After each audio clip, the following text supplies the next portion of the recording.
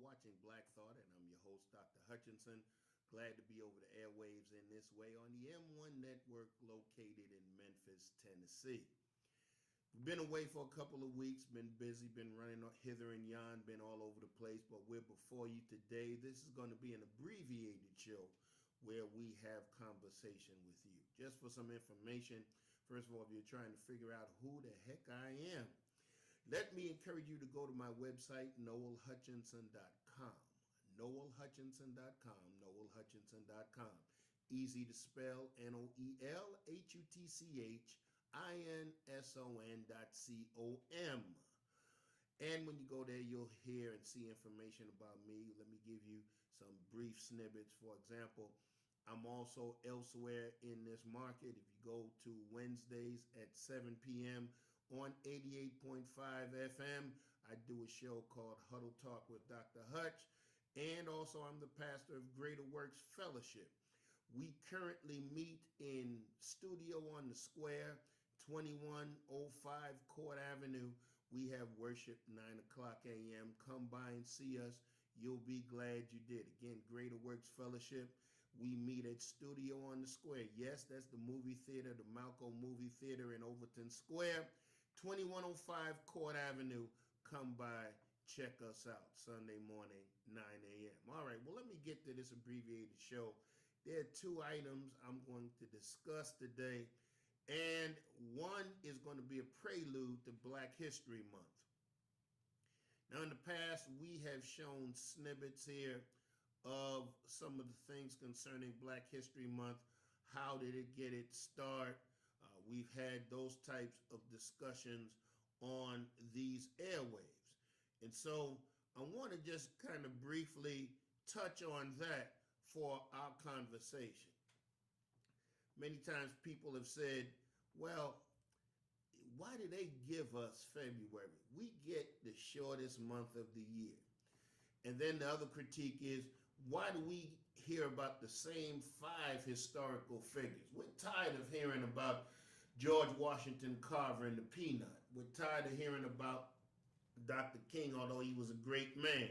And all we ever hear about Dr. King is that he had a dream. And so I want to kind of speak to some of that and bring some intelligent discourse to it. Some of you already know the answers to these questions. Some of you have to be reminded. Well, first of all, no one gave us Black History Month. Understand that now Black History Month is pervasive across our country. Understand now that you see various businesses use it as a promotional tool to highlight Black History Month. That's the one time of the year that you'll see black folk in a lot of ads running on television and on radio. So it's become big business to be involved with Black History Month. And so because of that, we think, some of us think, that Black History Month came about because of the machinations of others, but it did not. Do you know the word co-opted? Do you understand how people can appropriate culture and make it their own?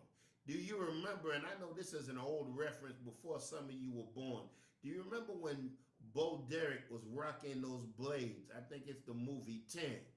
And people got up in arms because they said she was appropriating our culture. Well, braids have been around since black folk have been around, and black folk were the original men and women. So understand that this happens, but let's go to the origin of this. Negro History Week began in 1926. So it's not even been 100 years. We're creeping on the 100-year anniversary of Negro History Week.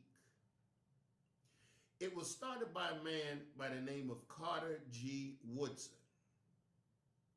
He was only the second person to get a doctorate from Harvard, the first being W.E.B. Du Bois.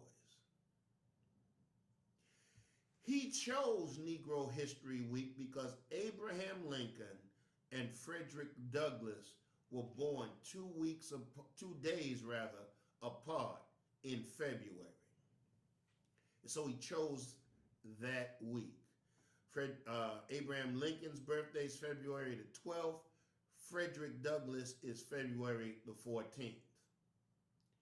And so he chose that week because at the time there was a paucity, a scarcity of any type of education about who we were as a people and our history. And so when you complain about we keep hearing the same 5 facts, when Negro History Week started, there were no facts being disseminated. There was no history being taught. Wasn't being taught in the schools. Only thing the schools said, and I'm translating this through 21st century realities of what some have said. We were involuntary immigrants. Did you catch the nuance? Involuntary immigrants. Slaves.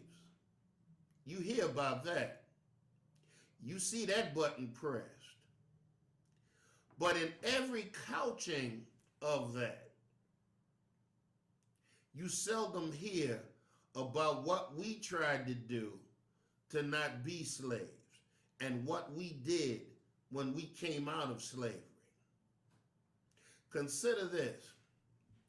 Many of the institutions that we consider a part and an anchor of who we are as African Americans were born in the period of time between 1865 and 1920. Think about what I just said. Virtually 90% of our HBCUs, many of our churches, many of our organizations, NAACP, others, born during that period when we left slavery pretty much with the clothes on our back. So think about how formidable we are as a people. That in the course of roughly 45, 50 years, we were able to anchor and structure institutions that still last today. We created a Black Wall Street in Tulsa, Oklahoma, and actually we had about 3 or 4 of them in other places, and the one in Tulsa was destroyed because it was a threat to the commerce around it. And so, yes, Carter G. Woodson shaped Negro History Week,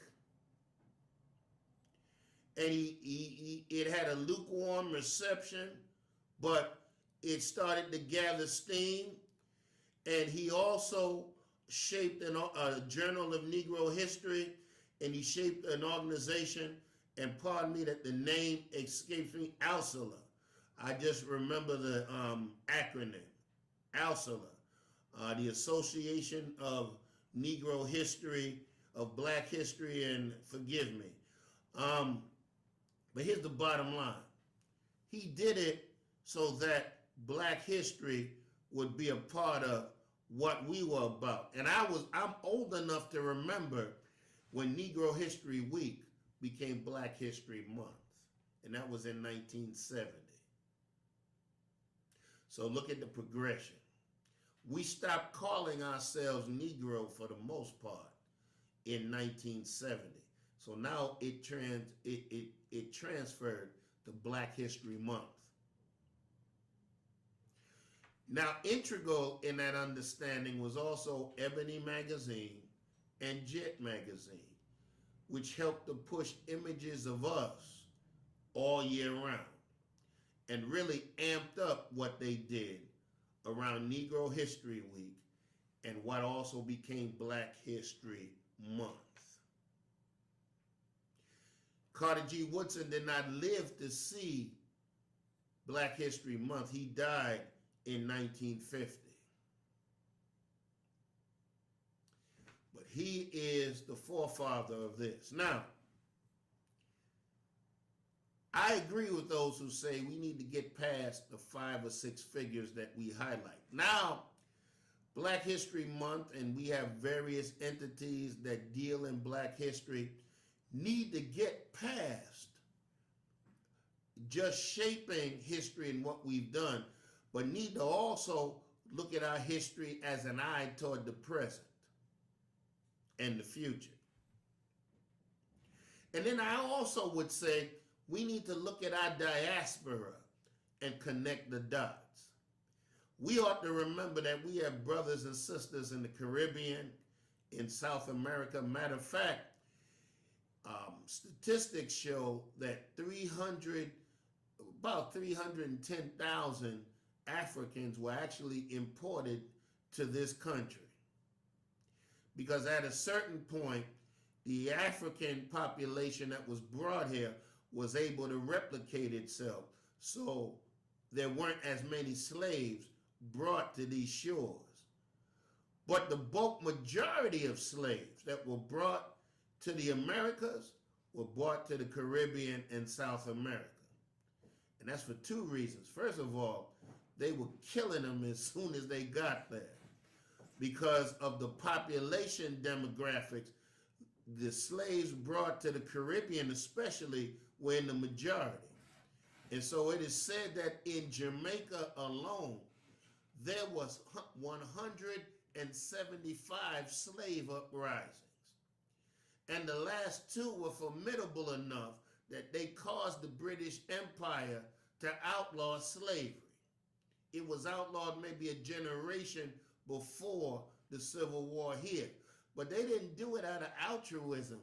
They did it because if they didn't outlaw it, sooner or later they were going to lose all their colonies like France lost Haiti. It was coming. And so we have to make that diaspora connection. There are formidable things happening now on the continent in Africa, all over the place with us. And I think people outside of the Americas see the value, our people, of making those cross connections.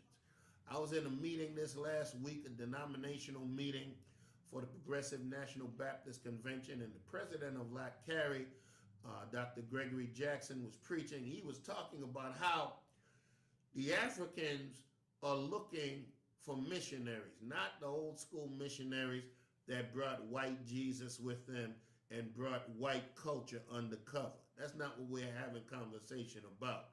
But they're looking for us to show up so that we can partner with them in helping them to build a witness where they are on the continent. He told the story of how they went to engage a group in South Africa and how they went to the meeting point and they thought that the South Africans didn't show up. The next day they ran into them and the South Africans said, "We did see you waiting, but we didn't imagine that it was black missionaries coming to us because there's always white missionaries. And so we were looking for one of them to show up." They're really looking for us. Not only in terms of the missionary piece that I cite, but they're looking for us in general to connect with them. And us through them are more formidable.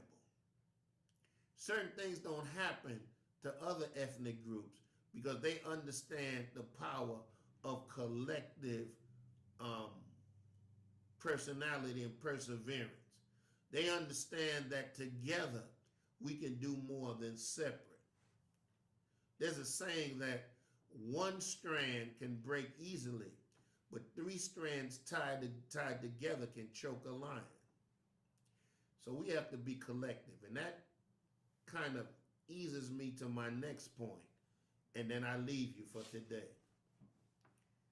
Here in Memphis, it is now 2019. We're looking at a municipal election year. In 2020, we're looking at a presidential election year.